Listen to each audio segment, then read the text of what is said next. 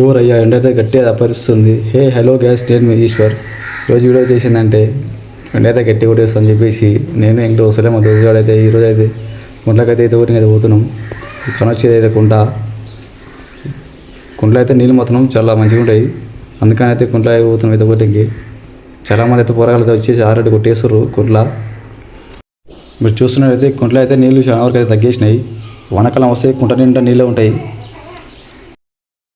మంచిగా అయితే పొరగాలు వచ్చేసి అయితే మంచిగా నీళ్ళతో అయితే ఆట ఆడుతారు. మంచిగా అవ ముట్టించుకున్నట్టు ఆడుతారు నీళ్ళు అయితే.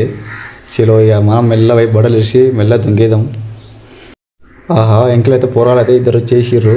ఇక నేనైతే మెల్ల అయితే బట్టలు పేసిన. ఇక పొరాలు కూడా చేసిర్రు పేసిర్రు బట్టలు అయితే పోయి దుంకుడే. చాలా రోజులు అవుతుంది ఈత కొట్టాక, అంతే పోతే దాగతే వస్తుంది. ఇక ఇప్పుడైతే మెల్ల అయితే బ్యాంక్ లేచినాం. లేచి అయితే ఇంటి పడైతే పట్టినాం. చలో వీడియో నచ్చితే సబ్స్క్రైబ్ అండ్ లైక్. చలో మరి ఉంటా.